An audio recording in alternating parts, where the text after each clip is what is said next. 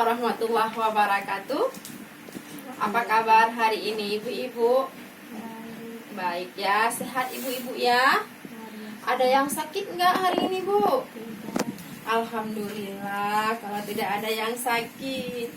Baik ibu-ibu, alhamdulillah juga kita sudah diberikan kesempatan hari ini untuk berkumpul kembali seperti biasa pada pertemuan P2K2 kita ibu-ibu ya.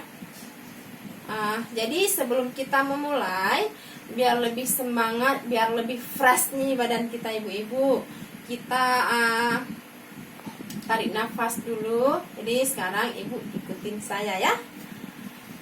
Tarik nafas, ditahan ibu-ibu, lalu keluarkan pelan-pelan ya ibu-ibu ya. Oke, terima kasih. Bagaimana ibu-ibu? Sekarang perasaannya, badannya terasa lebih plong ya, lebih santai. Oke ibu-ibu, sekarang kita akan mengulang dulu materi kita yang sebelumnya seperti biasanya ibu-ibu ya. Saya mau nanya-nanya dulu nih tentang materi kita yang sebelumnya. Ada yang udah lupa apa atau ada yang masih ingat? Ada. Siapa coba? Iya, Ibu Ana. Silakan Ibu Ana. Iya, mantap sekali Ibu Ana. Beri tepuk tangan dulu kepada Ibu Ana. Baik, jadi pada pertemuan kita di sesi sebelumnya kita membahas tentang tempat menabung ya ibu-ibu ya. Di sini ada yang sudah menabung atau tidak ibu-ibu? Ada. Bagus sekali ibu-ibu, luar biasa. Jadi ibu-ibu, kenapa kita menabung? Karena ketika kita ada keperluan mendesak nantinya, kita kan ibu-ibu tidak tahu bagaimana kondisi ekonomi keluarga kita untuk ke depan. Nah, di situ di tabungan kita itulah ibu-ibu. Jadi kita tidak merasa susah atau bingung untuk mencari pinjaman di mana tempat yang harus kita pinjam ibu-ibu ya. Jadi semangat semuanya ibu-ibu untuk menabung. Mulai hari ini saya sarankan kepada ibu-ibu semua untuk menabung bu ya. Tidak perlu banyak, cukup misalnya kita sisihkan dari uang belanja kita sehari-hari ya, seberapa yang kita sanggup aja ibu-ibu. Oke, jadi di mana ini ibu-ibu tempat kita memulai usaha, tempat kita menabung? Ada yang masih ingat apa saja tempat untuk kita menabung? Coba Ibu Cici, silakan Ibu Cici. Iya, benar sekali, tepuk tangan kepada Ibu Cici. Nah, jadi Ibu Cici ya, dan semua ibu-ibu di sini, tempat kita untuk menabung gampang-gampang saja. Tidak perlu mengeluarkan biaya ibu-ibu. Cukup celengan di rumah. Celengan itu kalau kita tidak punya uang untuk membeli, ya kita buat tempat-tempat apa sajalah di rumah, atau kotak-kotak bekas atau yang lainnya ibu-ibu ya. Sekolah anak. Nah, di sini kalau ada anak-anak ibu yang sekolah TK, SD dan sebagainya, kan ada tuh bu, di sekolah dibuat tabungan anak-anak. Nah, di situ ibu-ibu kita sisihkan uang jajan anak kita sehari-hari. Ya ibu-ibu ya. Terus arisan, kelompok simpan pinjam, koperasi, dan bank pasar. Nah, itu saja ibu-ibu. Nah, untuk selanjutnya kita akan melanjutkan sesi materi kita, yaitu memulai usaha ibu-ibu ya. Nah, di sini kita dipelajari bagaimana cara kita memulai usaha ibu-ibu. Di sini ada 3 poin ya ibu-ibu. Yang pertama, kita cari, kembang dan pertimbangkan kelayakan ide usaha kita. Bagaimana ini maksudnya ibu-ibu? Nah, kita cari kembang dan pertimbangkan kelayakan ide usaha. Kita mempertimbangkan dulu ibu-ibu, apa sih usaha yang akan saya buka untuk kedepannya. Jadi kita mikir-mikir dulu ibu-ibu ya. Kita tidak boleh ceroboh. Nah, yang kedua nih ibu-ibu, kita susun rencana usaha dengan matang. Nah, di sini ibu-ibu kita susun rencana. Ketika kita tidur malam, ya kita berhayal, di situ kita memikirkan dengan pikiran tenang dan membanding-bandingkan dengan usaha-usaha yang sudah ada di lingkungan kita, ibu-ibu. Apa sih usaha saya yang akan saya buka? Kira-kira laku nggak ya kalau saya buka usaha ini?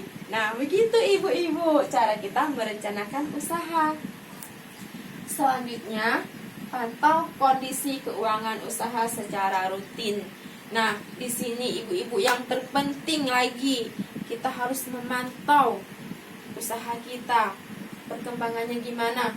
Jadi, maksudnya di sini ibu-ibu, kalau hari ini kita mengeluarkan dana 100.000 untuk modal usaha kita, misalnya ibu-ibu akan menutup usaha ibu-ibu ketika sore hari. Jadi pada sore hari itu ibu kan menghitung uang otomatis. Kira-kira hitung uang nggak sih kalau udah tutup usaha? Atau langsung ambil uang simpan terus di dompet atau di mana ibu-ibu? Nah, saya mau nanya dulu ibu-ibu, di mana kira-kira? Langsung nyimpan gitu aja atau ada dihitung? Iya, pasti dihitung dulu ibu-ibu ya. Kita hitung dulu uangnya. Tadi kan saya bilang kalau dana kita 100.000, jadi ketika sore harinya menjadi 95.000 ibu-ibu. Jumlah uang kita tadi kira-kira untung atau rugi nih? Iya ibu-ibu, pasti rugi kalau uang yang kita jumlahkan menjadi 95.000. Berarti kita harus memperoleh jumlah modal kita tadi menjadi lebih dari 100.000. Begitu ya ibu-ibu ya. Nah, sekarang saya mau kasih contoh ini. Ada Ibu Lili. Ibu Lili ini memulai usaha berjualan ikan segar. Nah, ibu-ibu yang berbelanja di pasar. Tetapi ibu-ibu, ternyata Ibu Lili ini rugi ibu-ibu. Bukan malah mendapatkan untung. Kenapa? Karena tadi Bu, seperti poin yang saya katakan tadi, Ibu Lili ini tidak mempertimbangkan kelayakan usaha, tidak mempertimbangkan kelayakan usahanya. Ya, yang kedua, Ibu Lili tersebut tidak merencanakan usaha. Dia hanya ikut-ikutan saja ibu-ibu.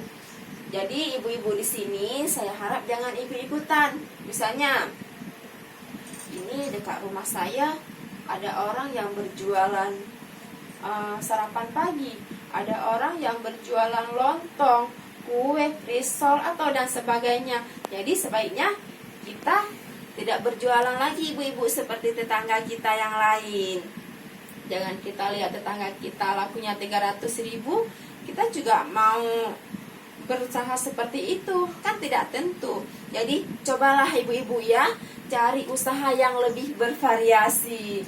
Nah, di yang tadi ibu-ibu kita pertimbangkan dulu ketika malam-malamnya secara santai-santai, ketika kita bersantai bersama suami mungkin atau keluarga ibu. Di situ kita meminta pendapat kepada keluarga kita, ibu-ibu ya.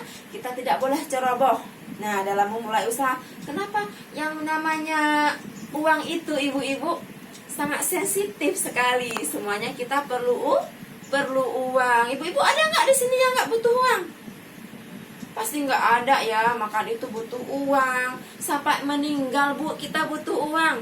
Saya juga butuh uang Bu. Kalau saya tidak butuh uang, saya pasti tidak kerja, ya kan? Iya. Oke. Yang ketiga tadi, kenapa Ibu Lili ini menjadi rugi? Karena dia tidak memantau kondisi keuangan usahanya Bu. Nah, begitu dia pulang, ya udah digituin aja. Karena yang penting saya jualan, yang penting saya ada usaha. Nah gitu aja, kita tidak boleh ibu-ibu ya. Jadi kesimpulannya, kita tidak boleh meniru seperti usaha Ibu Lili, ibu-ibu ya. Nah, di sini Nah, ibu-ibu, apa saja nih yang bisa mendukung usaha kita? Yang pertama, ibu-ibu, nah ada kelebihan, ada kekurangan, ada kelemahan, ada ancaman dan ada peluang. Misalnya tadi kekuatan, kita memasak ikan balado yang rasanya lebih lezat daripada ibu-ibu yang lain, ibu-ibu. Terus kita lebih suka membeli ikan matang, tetapi belum banyak penjual ikan yang matang di pasar. Jadi dengan begitu kita lebih kita contohkanlah Bu seperti itu. Yang penting tidak sama dengan orang lain. Nah, kelemahannya apa saja ini? Jadi kekurangan usaha kita dibandingkan usaha yang lain yang sejenis. Jadi kita tidak boleh menyamakan usaha kita dengan usaha yang lain yang sama-sama sejenisnya dengan usaha kita.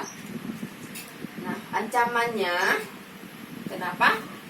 Keterbatasan ikan. Nah, cukup di sini dulu. Ada yang mau bertanya, ibu-ibu? Tidak. Jelas ya, ibu-ibu ya? Oke, kita lanjut. Nah, di sini rencana pemasaran.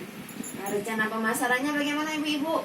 Yang pertama, jenis barang yang akan kita jual. Seperti yang akan saya katakan tadi, kita harus menentukan dulu jenis barangnya. Apa sih yang mau saya jual untuk bulan depan? Misalnya hari ini saya jual kue risol, besoknya saya buat kue lain. Nah, seperti itu Bu ya, contohnya ini.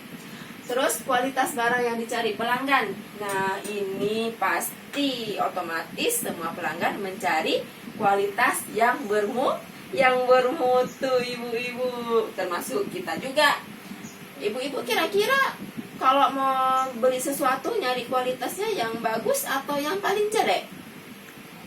Iya, yang bagus, ibu-ibu ya, yang bagus dong. Jadi kalau kita beli kue yang enak rasanya. Jadi kualitas barang yang umumnya dijual. Nah, ini kualitas barang yang umumnya dijual. Kira-kira laku nggak ya kalau saya jual kue ini? Umumnya masyarakat di situ sukanya apa? Nah, seperti itu ibu-ibu. Lalu harga jualnya nanti bisa memberikan untung atau untuk bersaing. Jadi harga jualnya ya kita sesuaikan lah ibu-ibu. Kalau si A menjual 5.000, kita jangan malah menjual 5.500 atau di bawahnya. Yang penting kita hitung-hitung dulu, kira-kira usaha saya hari ini kalau saya jual segini dapat untung atau malah rugi. Ya, seperti itu ibu-ibu. Nah, ibu-ibu, yang penting kita cari lokasi tempat usaha kita yang sesuai. Jangan kita membuka usaha di pinggir sawah nih ibu-ibu, kita membuka usaha dekat hutan, siapa yang beli ya kan? Malah nantinya harus kita makan sendiri. Nah, yang satu lagi, promosi barang dagangan. Sekarang kan udah gampang nih ibu-ibu, udah zamannya canggih, tinggal udah ada sosmed ya kan, tinggal di situ kita promosikan aja, nggak usah capek-capek bawa nenteng-nenteng kesana kemari gitu ya ibu-ibu ya. Oke, sekian dulu ibu-ibu materi kita hari ini. Untuk kedepannya kita akan membahas tentang modul gizi. Nah, ibu-ibu harus datang untuk ke depan dan jangan lupa membawa buku modul yang seperti ini, ibu-ibu ya. Nah, jadi di situ nanti kita akan bahas gizi agar gizi yang dibutuhkan kita seimbang. Oke, ibu-ibu, saya akhiri saja pertemuan kita hari ini. Terima kasih ibu-ibu atas kesempatannya. Mohon maaf atas segala kekurangan saya. Wabillahi taufiq wal hidayah. Assalamualaikum warahmatullahi wabarakatuh.